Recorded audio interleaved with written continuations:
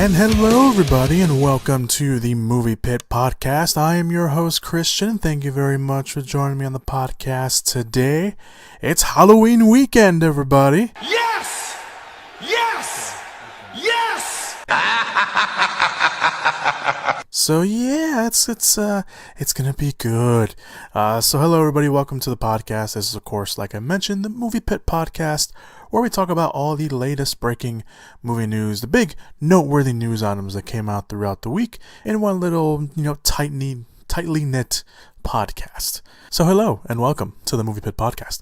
We're just gonna jump right into it. I know it's the Halloween weekend, so you guys probably have plans. So I'm just gonna jump right into it. We're gonna start off with two noteworthy news items that came out after the podcast went up last week.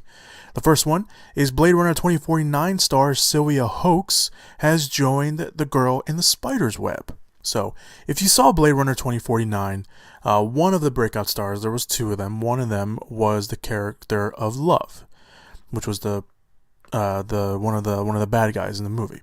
She was played by Sylvia Hoeks. It's not too surprising that we will probably be seeing her name pop up in the movie news, and that was the case last week. Late last week, reports came out that the Dutch actress is in talks to join the revamp of The Girl with the Dragon Tattoo that is titled The Girl in the Spider's Web.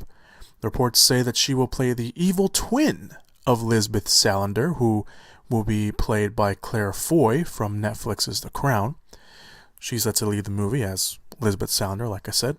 Fede Alvarez is going to direct the movie.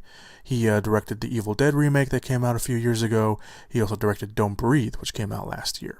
Last year? Yeah, last year. Last year or 2 years, I can't remember now.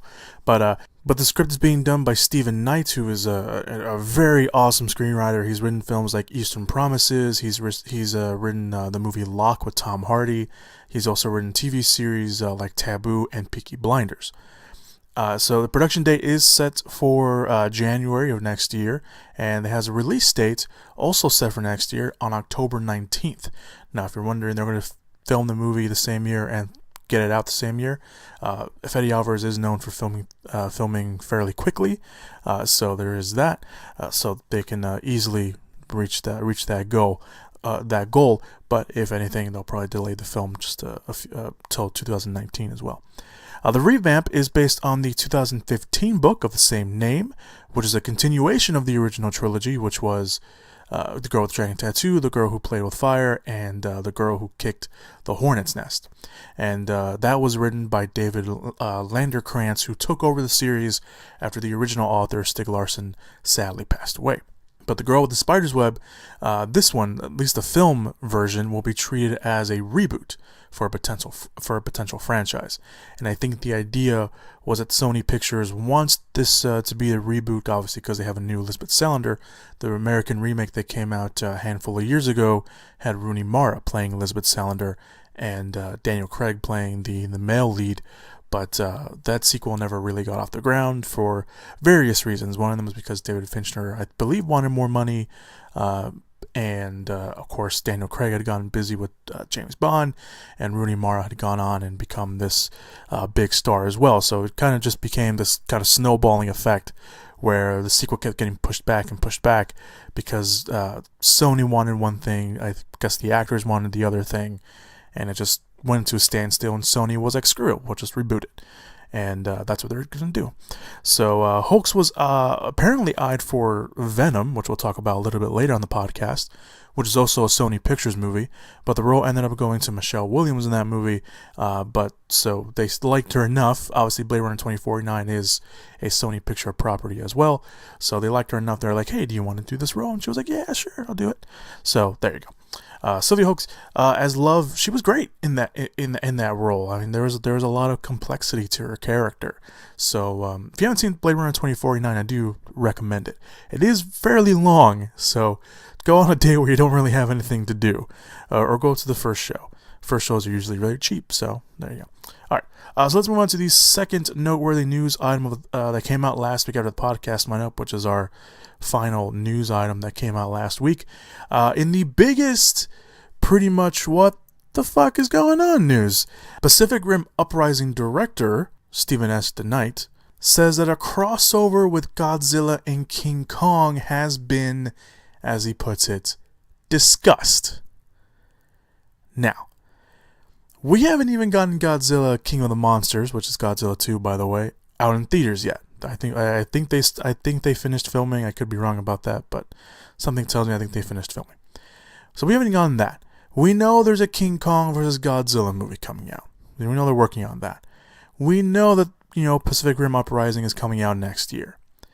But apparently, like I just mentioned, there has been discussions for a potential crossover. Now, the news comes from, like I mentioned, the director himself, Stephen S. DeKnight of Pacific Rim Uprising, who was talking to Collider and dropped this tidbit, saying, quote, "I won't say there's an Easter egg, but there has been a lot of discussions about that possibility of crossing over. I think it would be fantastic to have the Pacific Rim universe join Legendary's Monsters universe. It seems like a natural step. And part of the big overall plan after the third movie we've talked about is that it could happen. It's always a possibility.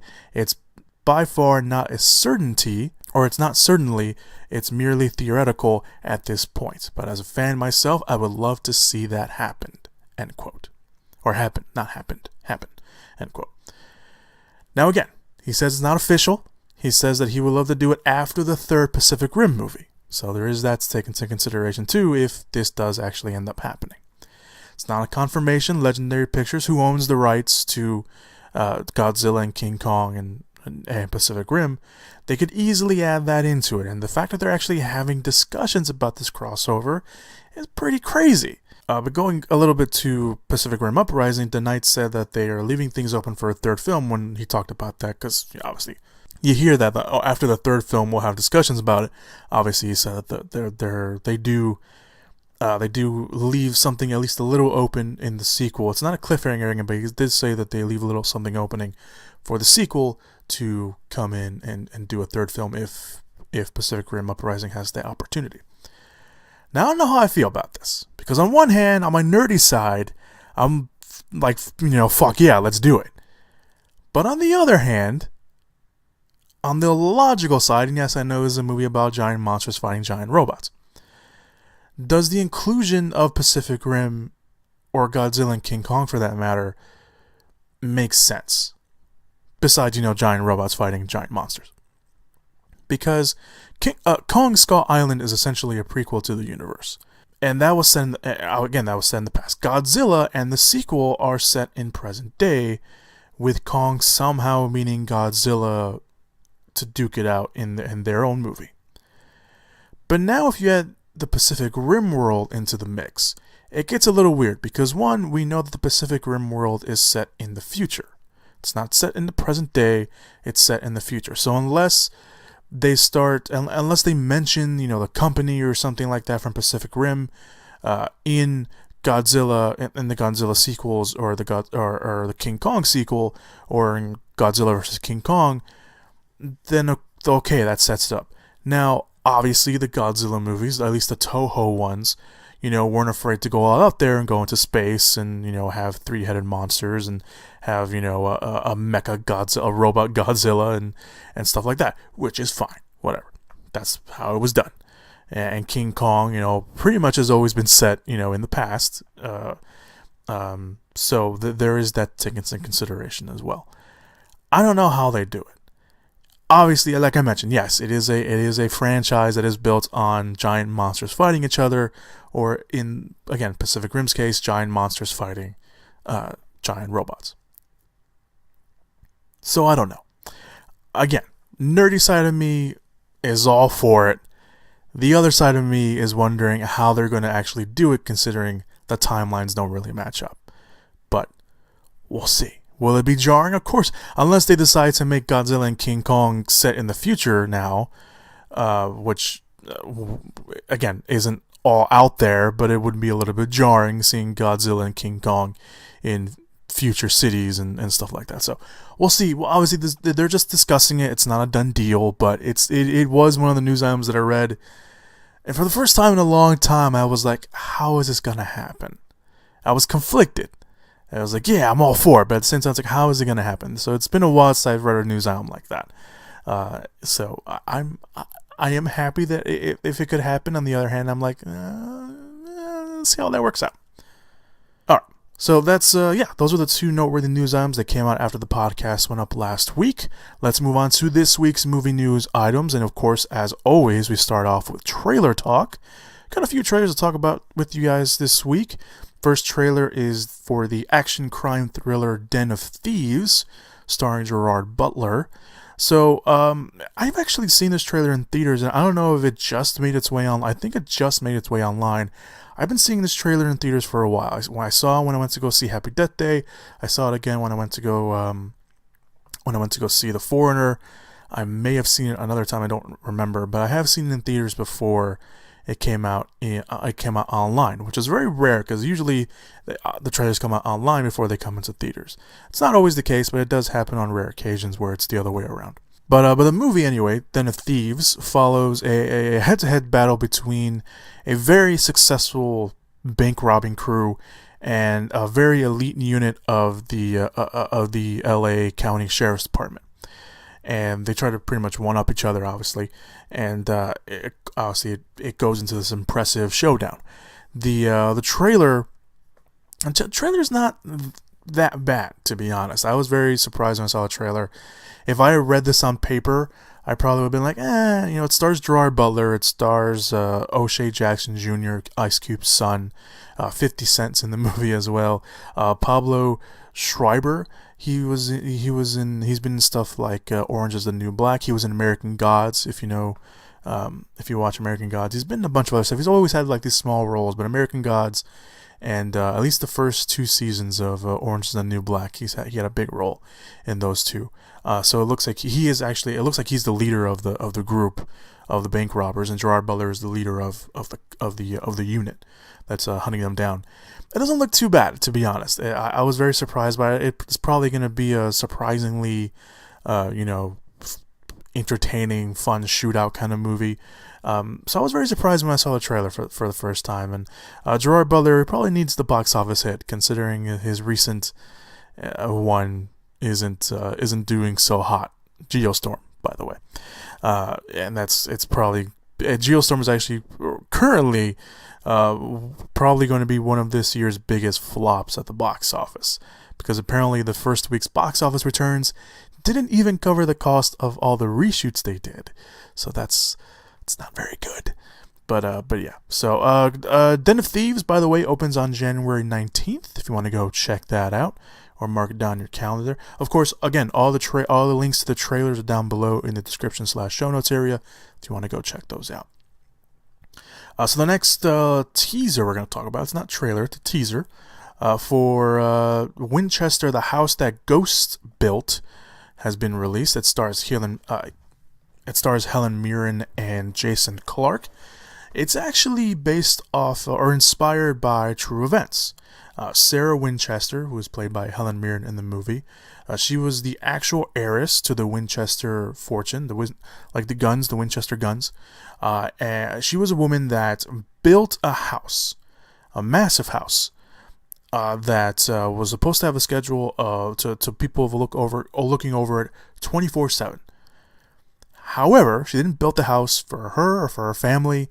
She built the house, as the title suggests, for the hundreds of ghosts, apparitions, spirits, whatever, within it. So she built a house. Basically, she built a haunted house. She built a real haunted house. So I don't know. I didn't know what to expect from this, because on one hand, the idea, obviously, and it's very timely too. Obviously, it's Halloween weekend and stuff like that. But it's very timely. But I didn't actually know about this until I read about the project for the first time. I'm pretty sure we talked about this project when it was first announced. But I was very surprised about this. I haven't done any additional reading on it. Just from what when it was first announced, that was pretty much the only time I read anything about it. It sounds interesting. Obviously, I mean, I think you pretty much had anyone when you say ghost story horror movie with Helen Mirren and Jason Clarke. At least for me, that's pretty much enough. Be like, oh, you want to go see a ghost story horror movie with Helen Mirren and Jason Clarke? Hell yeah, I do. So, and the teaser works very, very well. I mean, it gives you pretty much the bare bones of what the story is and what's probably going to happen. There's a few jump scares in there. Yeah, I mean, that's, it doesn't give too much away. There's a lot of jumps. There's a lot of jump scares. There's not a lot. I wouldn't say a lot, but there are a few jump scares in there. One of them did get me. I'm not gonna tell you which one, but yeah, I mean, it doesn't look too bad, to be honest. The movie is directed by the Spierig brothers. I think that's how you pronounce their name. They directed films like Daybreakers, the one with oh my god, Ethan Hawke. I almost forgot his name. Ethan Hawke and William Dafoe. They also directed Predestination, which also starred Ethan Hawke, and they most recently directed Jigsaw, which of course we will talk about later on the podcast. So yeah, this, it doesn't look too, it doesn't look too bad. I am interested in it. I am kind of interested in those kind of supernatural kind of stories. In fact, this is, again, inspired by an actual event, inspired by true events. It's kind of freaky. But yeah, the Winchester, the house that Ghosts built, will open next year on February 2nd. So obviously if more trailers come out or more information comes out, we'll definitely talk about that on the podcast. Alright, so let's move on to our last two trailers for Trailer Talk. The first trailer for the new Paul Thomas Anderson film and the final film for Daniel Day-Lewis, Phantom Thread, has been released. Focus Features released the first trailer for the movie, which is a drama. Obviously, it's Paul Thomas Anderson. It's a drama that's set in the fashion world of the 1950s in London. And it follows Daniel Day-Lewis's character as he pretty much makes all the clothing for the royal family. So he's very I believe they use the word, I don't know if they used the word in the trailer or if they used the word in the synopsis, but he's I don't think they used the word perfectionist, but something along those lines. And in the trailers you can see him, he loves what he does, and then he suddenly falls in love with a woman. And everything kind of changes a little bit, and you see this build-up of him finding the woman. I forgot the actress's name. I didn't write it down either, so that's my bad. But they fall in love, and you just see this progression of their relationship, and then how they start to kind of, I don't want to say drift apart from the trailer. It looks like they do argue a lot, and there's a very powerful scene near the end of the trailer for the two of them. So it's a very good trailer. It's and the thing with Daniel Day-Lewis, but he's in the movie. But the thing with Paul Thomas Anderson movies, especially his trailers, is they don't really give too much away. And the thing about those trailers is that it gives you just enough to say whether you're intrigued and want to go check it out, or say, well, okay, I saw the trailer, maybe I'll wait for the next one. So it's a Paul Thomas Anderson movie. If you've never seen a Paul Thomas Anderson movie, you probably aren't jumping up and down for this trailer. But maybe the incentive of knowing that this is Daniel Day-Lewis's final film will get you in there. Obviously, he's had a long career, from Lincoln, which won an Academy Award, from There Will Be Blood, to The Gangs of New York, and all his other movies as well that I can sit here and Last of the Mohicans is another one just pops in my head. But yeah, he's been around for a while, and he's always given 110%. And he's one of those method actors, and that takes it out of you. And it looks like this will be his final film, so maybe that's enough to get people in the seats. But yeah, I am interested in watching this. Paul Thomas Anderson movies for me are kind of very hit and miss. But this doesn't look too bad, to be honest with you. So, Phantom Thread will open on December 25th this year. I don't know if it's a wide release or a limited release. They didn't really pretty much punctuate that. It's probably a limited release, and then it's going to get a wider release as the weeks go on. It's usually the case with movies that come out on around Christmas time, especially these kind of movies that are probably going to be Oscar nominated movies. So there is that taken into consideration. But Phantom Thread will come out on December 25th. So there's that. Alright, so we're going to talk about the last trailer. That's what we're going to talk about. So then the last trailer that we're going to talk about is the new trailer for the Liam Neeson starring The Commuter. Lionsgate released a new trailer. The film stars Liam Neeson as an insurance salesman on his daily commute who is drawn into a dangerous game where he must uncover the secret one of his fellow passengers or face the consequences. The movie reunites Neeson with his unknown, nonstop, and run-all-night director, Jaime Collet-Serra, who also directed The Shallows last year. The trailer is really different from the teaser. There was a teaser that released a couple months ago. This trailer is very different. Obviously, it shows a lot more. It's longer, so there's a lot more in there. It does show a lot more of the players involved. In the teaser, pretty much was all Liam Neeson and Vera Farmiga. In this trailer, you get to see Patrick Wilson. You get to see some of the other people on the train that maybe are the people that Liam Neeson is trying to find. But yeah, you get the wider kind of conspiracy. You see Neeson's character more involved. It looks like he's maybe talking to the cops. It looks like Patrick Wilson is a cop or some kind of agent or some sort. It looks like he's talking to him on the phone and he's trying to get him to come in. It does look like cops are trying to take out the train. It looks like at one point they're trying to take out somebody in the train or something. And then there is some wonky CGI at the end. It does get a little too over the top. I was kind of just hoping for like this little nice little solid thriller, and then I saw like the train getting flipped over, or part of the train getting flipped over, not the whole train, but part of the train getting flipped over, and the wonky CGI with Liam Neeson standing outside. That part kind of took me out a little bit, but you know what? It doesn't look too bad. Unknown was it wasn't that great. Nonstop was a pretty decent action thriller, and Run All Night was actually very surprising for me to like. And The Shallows, I mentioned, didn't really expect anything from The Shallows. I ended up really loving The Shallows last year. So Jaime Collet-Serra is getting better as a filmmaker, but his movies are still very 50-50 amongst fans. This one, it was touted as Liam Neeson's last action movie. However, he seemed to have backtracked on that recently, saying that maybe that wasn't the case.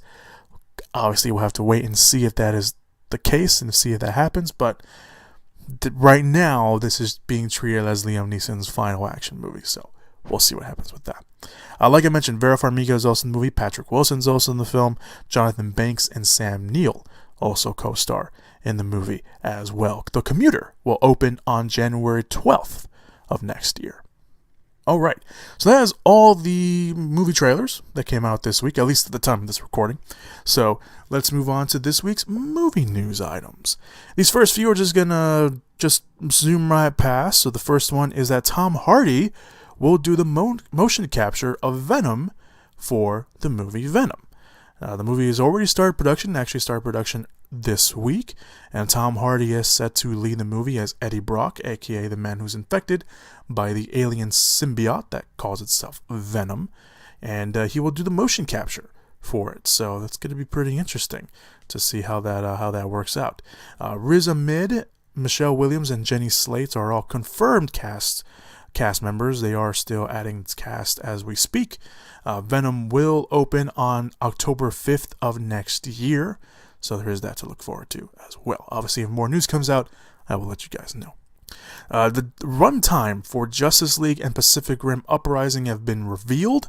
Stephen S. The Knight revealed that the runtime for Pacific Rim Uprising is still up in the air, but he is aiming for the 2-hour mark. Guillermo del Toro's Pacific Rim came out, which obviously was the first movie, came in at 2 hours and 12 minutes. So the sequel will be shorter, according to Stephen S. The Knight, than the first one, and he's aiming for that 2-hour mark. So Pacific Rim Uprising will open next year on March 23rd. As for Justice League, the runtime was revealed by AMC and Regal Theaters, saying that the Justice League will have a runtime of 121 minutes, aka just a little bit over 2 hours, making Justice League the shortest DCEU movie so far. Suicide Squad came in at 123 minutes, so it's 2 minutes shorter than that. Batman v Superman Dawn of Justice being the longest, the theoretical cut, not the extended cut that came out.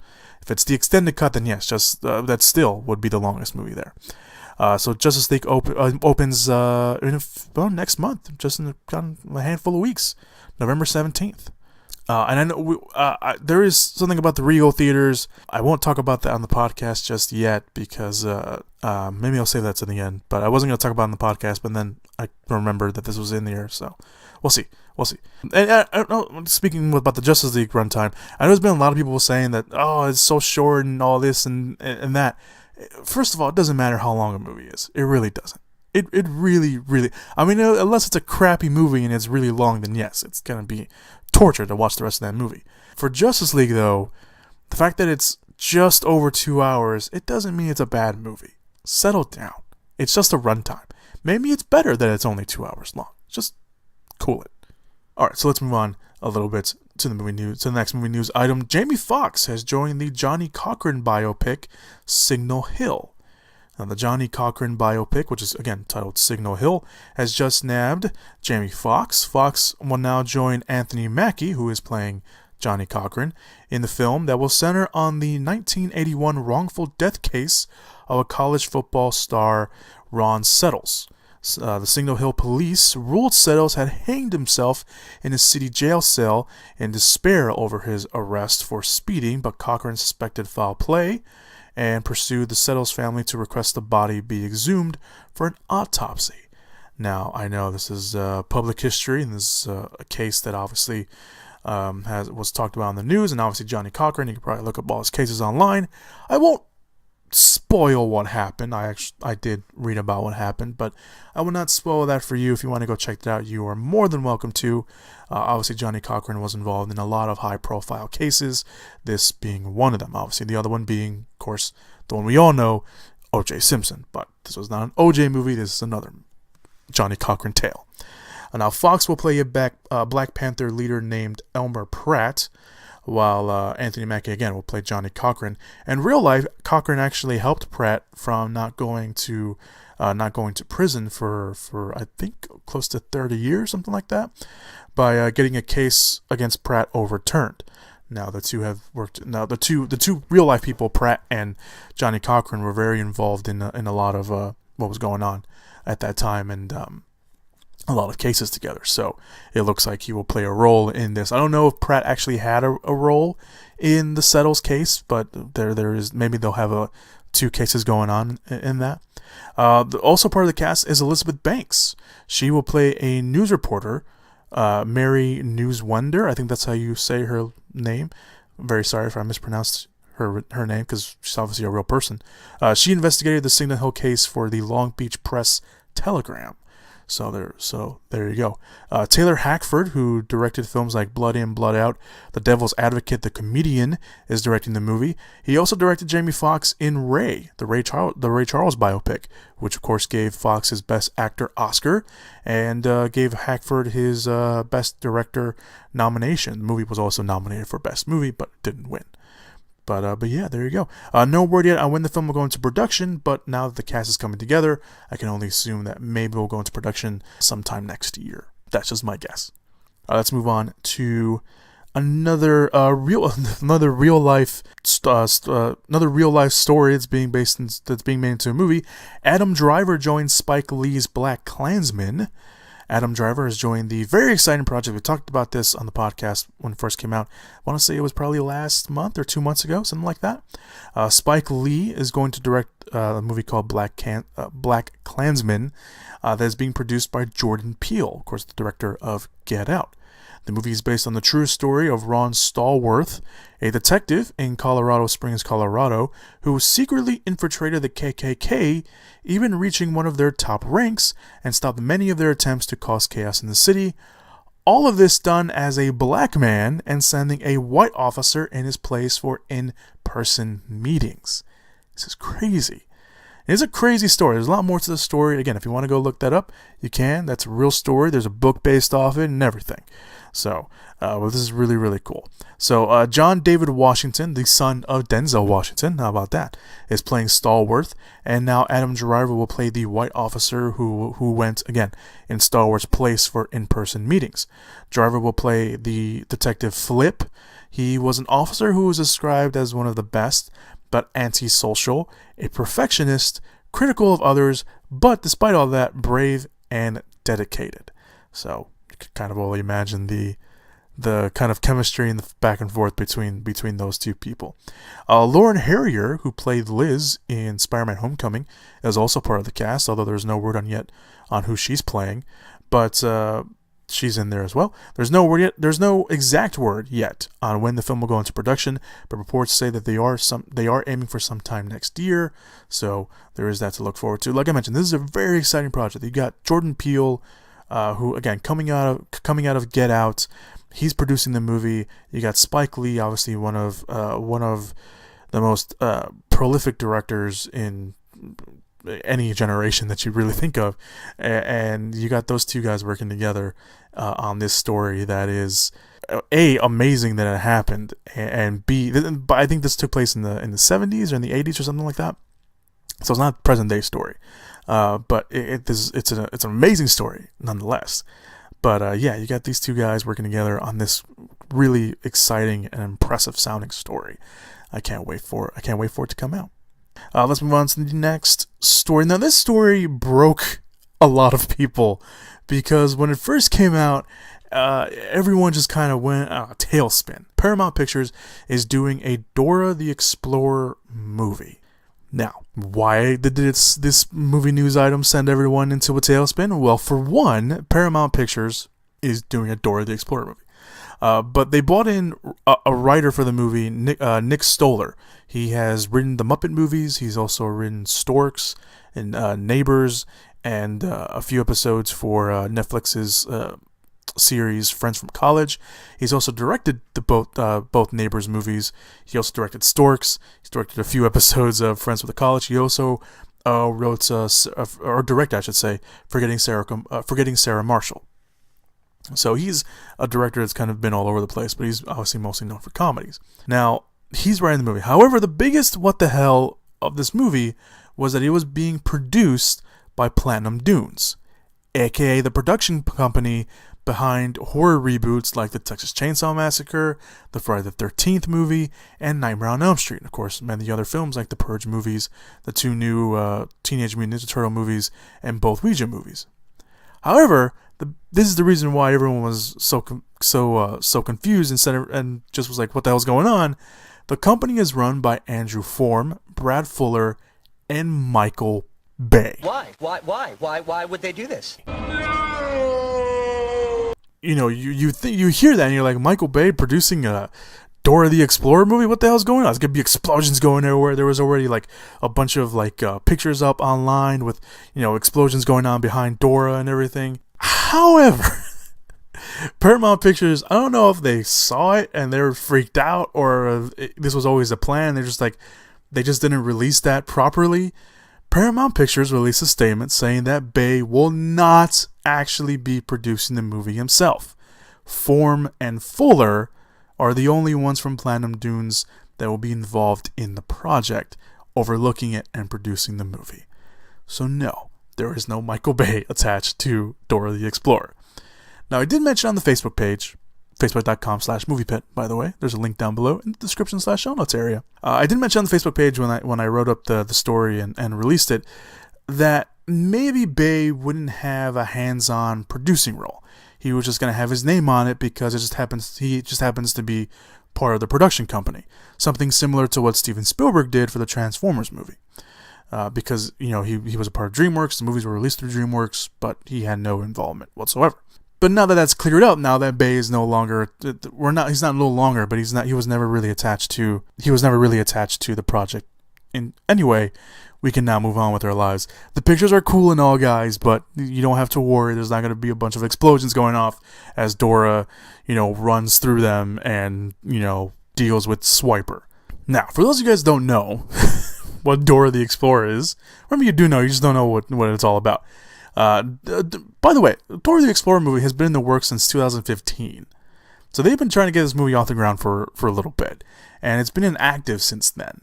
So there you go. So there's no production. There was no production on the movie whatsoever, and obviously that's what it was. It does look like they're aiming for 2019. Now, I don't know if they're aiming for a release date or if they're aiming to film in 2019.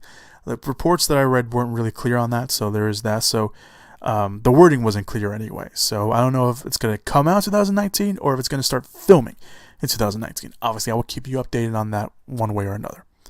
Now, for those unfamiliar, it's a children's show. It's obviously the cartoon. It's about Dora, an adventurous American Latina girl, who, along with her cousin Diego and her pet monkey named Boots, because he wears boots, faces... I sounded very mean about that, because I didn't mean for it to sound that way.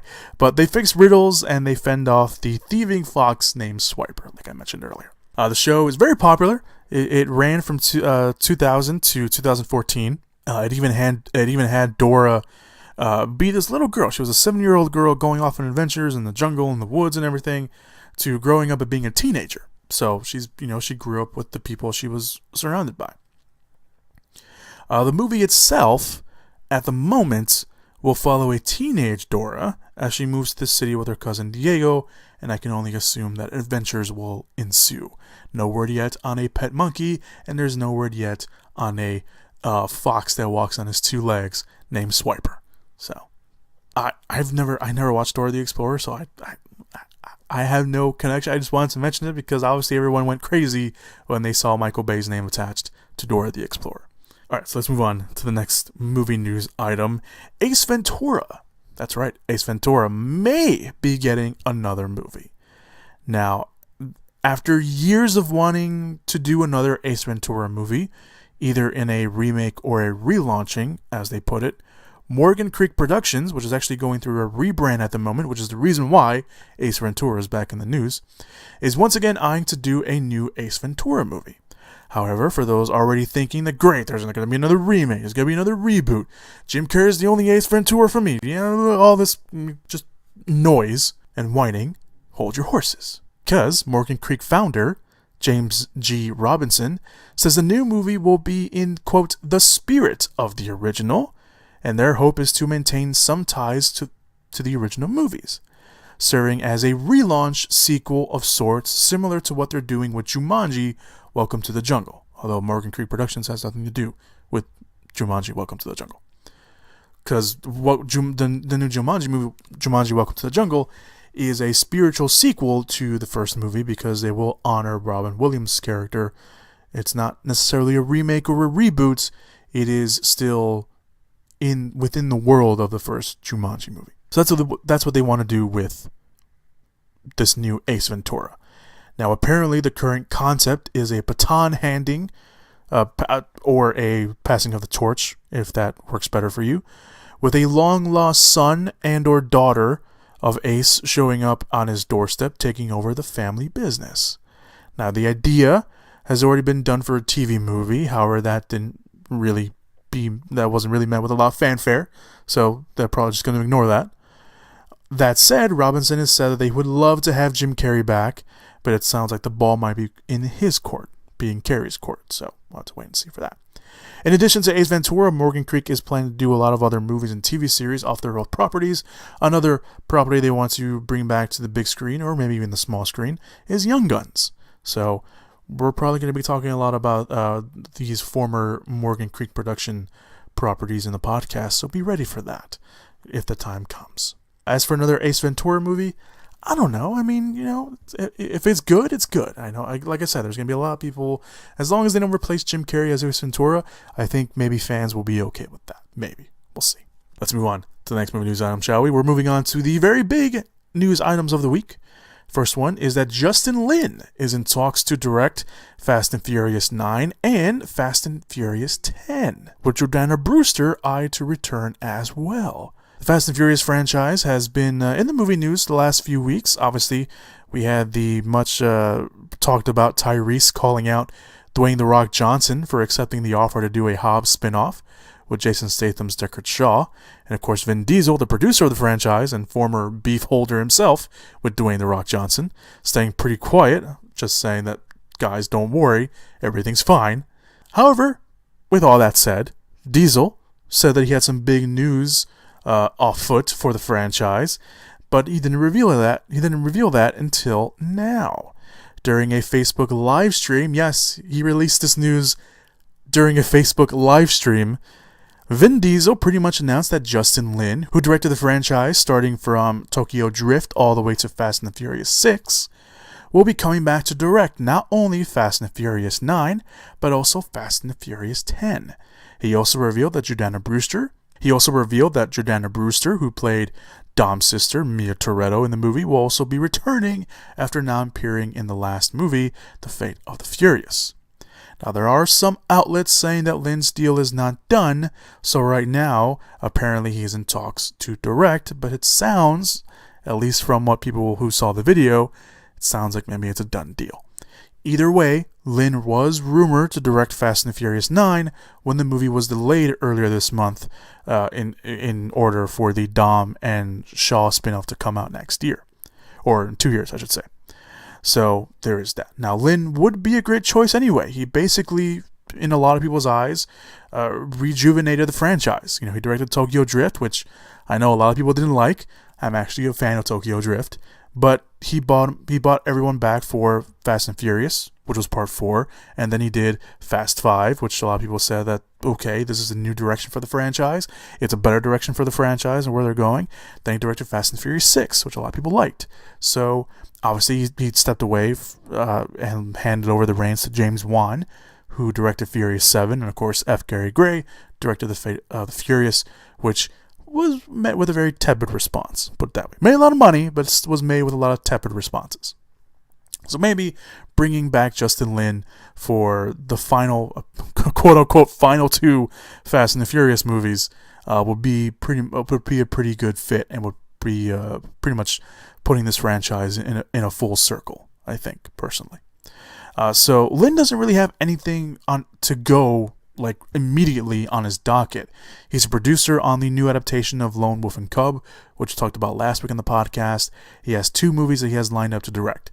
Adaptation of Hot Wheels, yes, Hot Wheels, as in the toys Hot Wheels, and he's also lined up to direct Space Jam 2, although that project seems to be in developmental hell.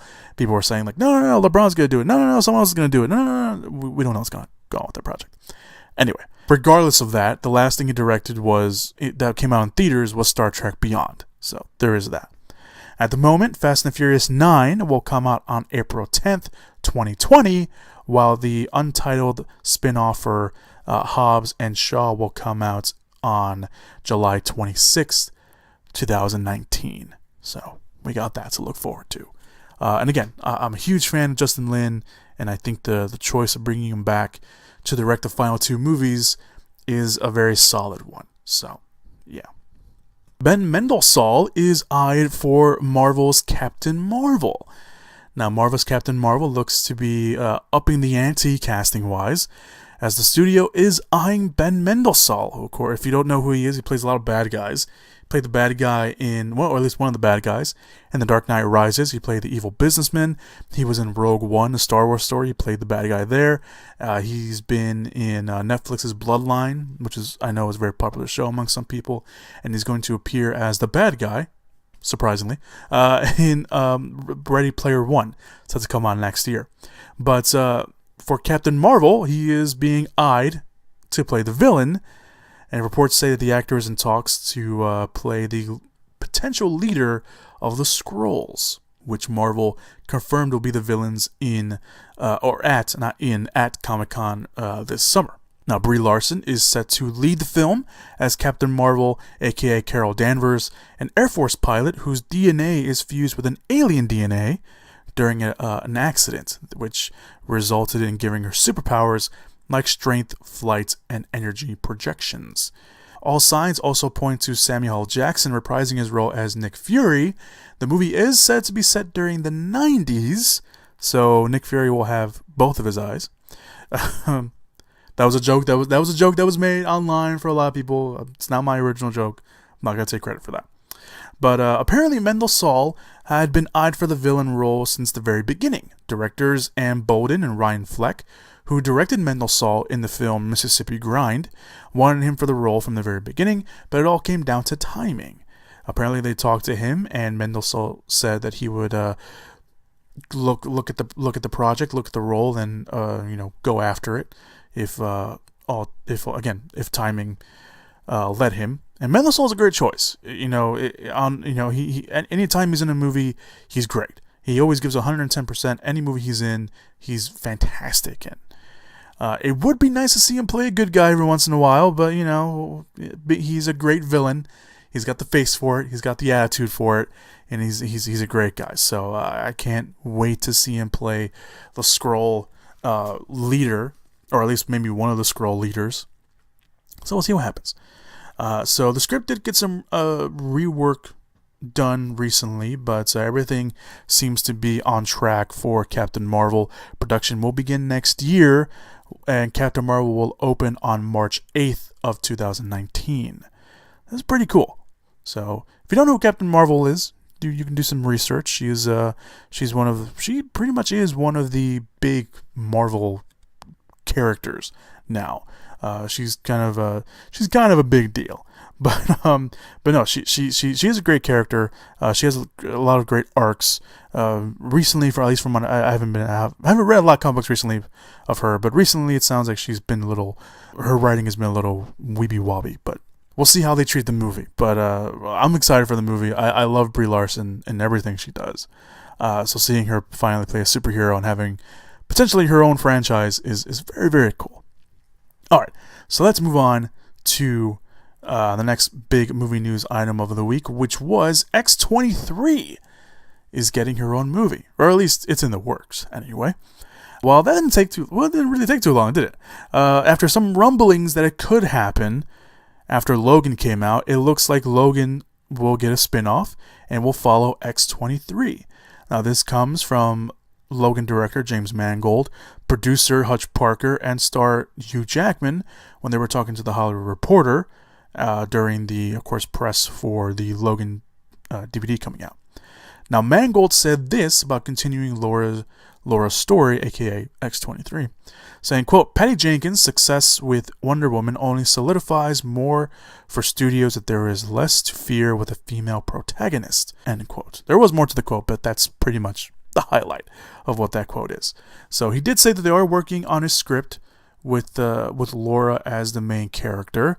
Hutch Parker added this, saying, yes, there are some facets of that character and some others to potentially explore in their own way, and may not be in the exact tonality or with the same genre orientations as Logan, but I think of what has opened up in the universe to all of us now is drawing on different genre traditions.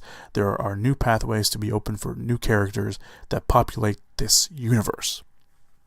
Obviously, probably talking about the fact that New Mutants coming out is a horror genre instead of a basic team-up kind of superhero movie. So, if you need a reminder, by the way, Laura, aka X-23, was played by Daphne Keane in the Logan movie. She was kind of the pseudo-daughter to Logan. She was cloned from his DNA and shares most of his powers. And Keane and the character were definitely a standout in Logan, and having her own movie seems like the next logical step. Now, if the script is being worked on, it could be a great sign. Now, you may have noticed, and if you go and read their interview, you will also notice that the solo X-23 movie does not have an official green light. So I'll probably have to wait a while for 20th Century Fox to make it official. Maybe they're just waiting to see if the script is good enough to be like, hey, let's do it.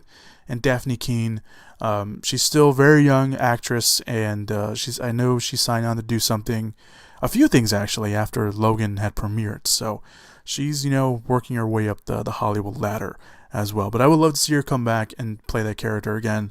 She was great in that, and X-23 has a rich story in the comics, so it'd be really awesome to see what they can do with that. And obviously seeing where her story leads her after the end of Logan. It would be really great to follow that as well. So again, not officially greenlit. They are working on a movie, so we'll see what happens in the future. Maybe we'll get some sort of confirmation before the year's over sometime next year. All right, so let's move on to the final movie news item of the day. Again, at least at the time of this recording, Joe Manganiello's Deathstroke movie is in the works, and they also have a director lined up and in talks. So the DCEU spin-offs continue as the Hollywood Reporter reports that Warner Brothers is eyeing to give Deathstroke his own movie. Not only that, Joe Manganiello will also play him. Moreover, they are also in talks with the Raid and the Raid 2 director, Gareth Evans, to take the director's chair. Now, let's wind the clocks back a little bit, shall we? Back in September of last year, it was reported that Joe Manganiello from Magic Mike and True Blood and various other projects had signed on to play the popular villain Deathstroke for the solo Batman movie.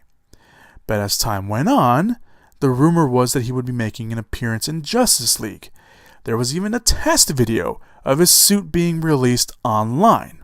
However, as time went on, that seemed to be no longer the case. And now it looks like Warner Brothers and DC are giving him his own film. Now, if you don't know who Deathstroke is, the character himself is actually an expert assassin, whose real name is Slade Wilson. He has super strength and super stamina, although he doesn't actually have any powers. He just has an amazing skill set. Now, he first appeared in the comics in the Teen Titan comics, and even in the Teen Titan TV series, before he went on to face, the big heroes like Batman and even the Justice League themselves, all of them, Batman, Superman, Wonder Woman, Green Lantern, Martian Manhunter, they all fought Deathstroke, and Deathstroke held his own, pretty much took them all out, for the most part. And the character, again, appeared in the Teen Titans animated show. He also is currently played by Manu Bennett on the CW series Arrow. So if you want to get a little taste of what the character is, you can go look that up. Now, on one hand, I like the idea of a Deathstroke movie, especially one directed by Gareth Edwards, who directed The Raid and The Raid 2, because those are arguably two of the best recent action movies of the last 10 years. Guaranteed, hands down. So on that hand, I like it. On the other hand, I don't know if it's actually necessary. I don't know if it's necessary to have a solo Deathstroke movie. The DCU is a little bit in shambles. I don't care what anyone says. They're getting movies pushed back. They're getting movies moved around or completely reworked.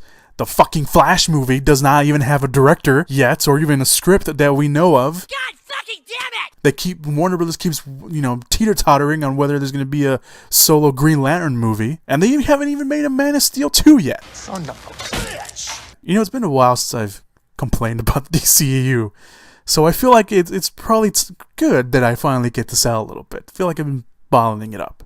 Anyway, I love the idea of a Deathstroke movie being directed by Gareth Evans. I don't like the idea that they're giving Deathstroke his own movie. He's worthy of his own movie. However, the current slate of the DCEU does not justify Deathstroke getting his own movie. Just putting that out there. Now, no deals have been made. This is another thing. This came out, I don't know if it came out a little bit later or hours after. There is no deals been made to Gareth Evans or Joe Manganiello. But maybe they're going to wait and see if the script turns out good first or not. I don't know. Now, this is confusing because Manganiello was apparently signed on already to play Deathstroke, the character of Deathstroke. But I guess they're making a new deal with him to have his own solo movie. I guess that would make sense since his deal was to appear in one of the other DCU movies and not his own solo movie. So looks like they're going to give him his own deal. We'll see. We'll see what happens. Now, Evans is currently working on his newest film, Apostle, with Dan Stevens from The Guest and Beauty and the Beast. And he's also working on the script for The Raid 3. Manganiello is, of course, coming off Magic Mike XXL from last year. And he recently shot the movie adaptation of the video game Rampage with Dwayne "The Rock" Johnson. So, there you go. No word. There's no word or even projection on when a Deathstroke movie would even start filming. Again, there's no deals being made, but that hasn't stopped the DCU and Warner Brothers and DC Entertainment to do that kind of thing. Get a director for The Flash. How about that? Do that first. Get a director for The Flash. Get a good script. Do that first. Do that first before you do anything. Please, for the love of God. Okay. Whew. That's it. That's all the movie news that came out this week. The noteworthy big movie news items that came out this week. Obviously, if anything drops after this podcast goes up, or while I'm editing and I no longer have time to record, go check out the Facebook page. The Facebook page, facebook.com/moviepit. That's facebook.com/moviepits. There's a link down below in the description/show notes area. Click on that link. give me a like. You'll be up to date on all the big movie news items. There's movie news items that I write up, that I put up on the Facebook page, that don't make it in the podcast. For flow issues, for time issues, for just not having anything really to say other than what I put on the Facebook page. So there's that. You also have an outline, pretty much a brief outline, a nice little idea of what we're going to talk about on the podcast. Now, I go more into detail on the podcast than I do on the Facebook page, so there is that to take into consideration. AKA, you should listen to the podcast. But yeah, go like the Facebook page. Also, while you're down there, again, you can go check out all the trailers that came out this week. Of course, if any other trailer came out this week after the podcast went up or during the editing process, I will put it down there in the description /show notes area. Also, there's links to my WordPress account, which is where I do my written reviews. They're all spoiler free, so you don't have to worry too much about that. I will probably have a spoiler review this week, or spoiler free review this week. I don't know if I'll be writing reviews this week, but just in case, just putting that out there. So there is that. My Twitter handle's down there. My personal Twitter handle and my personal Instagram handle are down there as well. I also created a Twitter page for the podcast. I'm going to be using that a lot more soon. So if Twitter is your thing, go follow me over there. And yeah, I'll be asking polls and asking your guys' opinions, and I'll be bringing your opinions in to the podcast as much as possible. And yeah, everything else is down there. You guys go check out. It's pretty much self-explanatory. So that's all in the description /show notes area. So let's move on, shall we? Let's finish up this podcast with this week's releases. Let's all go to the lobby. Let's all go to the lobby. Let's all go to the lobby to get ourselves a treat. So we have we only have one limited release. One big limited release this week, which is All I See Is You. A blind woman's relationship with her husband changes when she regains her sight and discovers disturbing details about themselves. The movie stars Blake Lively, Jason Clarke, Ivana Ostrowski, and Danny Houston. So this is a movie that's been moved around. It was supposed to come out earlier this year, but for whatever reason they pushed it back to the end of to here. And it was supposed to get a wide release, and then ended up getting a limited release. So be aware of that if you choose to go watch it. The trailer was okay. It wasn't too bad. I don't know how people will react to it. Again, it's getting a limited release from the theater count. It looks like it's not even playing in, or it's playing like in 300 theaters, something like that, maybe a little bit less. And it's not playing in any theater that's around my area. So there is that to be aware of. But the trailer made the movie look okay. I think the trailer probably went a little too far and showed maybe there's probably one scene in there that probably shouldn't have been in there, but we'll see. We'll see how people react to that. All right, so that's your big limited release for the week. Let's move on to your wide releases of the week. We have 3 of them for you guys. So the first one is Thank You for Your Service, which is based off the book by David Finkel. I believe with the same name. I think it's also called Thank You for Your Service. But the movie follows a group of U.S. soldiers returning from Iraq who struggle to integrate back into their family and civilian lives while living with the memory of that war that threatens to destroy them long after they've left the battlefield. The film is led by Miles Teller and also co-stars Haley Bennett and Joe Cole. Of course, a bunch amongst many others, but those are the main leads for the movie. It looks pretty good. This is a movie that I had heard about for a while, and finally seeing the trailer, obviously a few months ago when it was first released, to seeing the TV spots and reading about it online. It looks pretty good. It looks pretty okay, and it looks like I'll be watching that sometime either this weekend or during the week next week for sure. I do want to go watch this. It does look pretty good.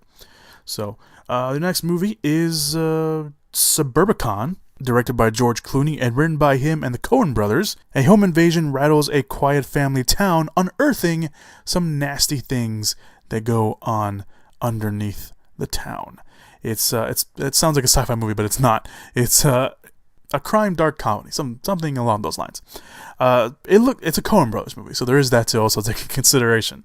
It stars Matt Damon, Julianne Moore, Oscar Isaac, of course, amongst many others as well. It doesn't look too bad. I saw the trailers for the first time. I've heard about it for a while. I know George Clooney's been working on this for a little bit before he finally actually got his hands behind the camera. So I don't know. I like everyone involved. I like the Coen Brothers. I like George Clooney, and it's not getting the best reviews out there. But again, I'm never one of those people that says you should listen to reviewers all the time. If you want to go watch a movie, trust your gut and go watch it if you want to go watch it. So Suburbicon is one of those movies, and I'm going to go watch it. And the final film that's coming out this weekend for all your viewing pleasures. Obviously, it's Halloween weekend, and based off the taglines, if it's Halloween, it's gotta be Saw. Although it's not called Saw, it's called Jigsaw. I want to play a game. Bodies are turning up around the city, each having met a uniquely gruesome demise. As the investigation proceeds, evidence points to one suspect, John Kramer, the man known as Jigsaw, who has been dead for 10 years. So, yeah, Jigsaw. I don't know. I'm gonna go watch it. I am. I've made plans to go watch it with someone already. I don't know. I mean, I've only seen the first 3 Saw movies. I will flat out tell you that right now. I've only seen the first 3 Saw movies. I loved the first one. I thought the second one was really good too. The third one was, first of all, was way too long for its own good, and also it wasn't very good. And it also pretty much should have ended the movie series there. But no, they kept going.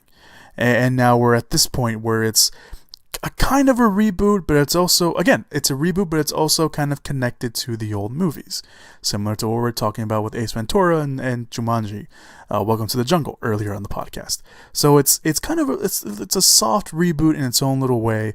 It's still connected to what, the other older franchises, or to the old franchise. So I don't know.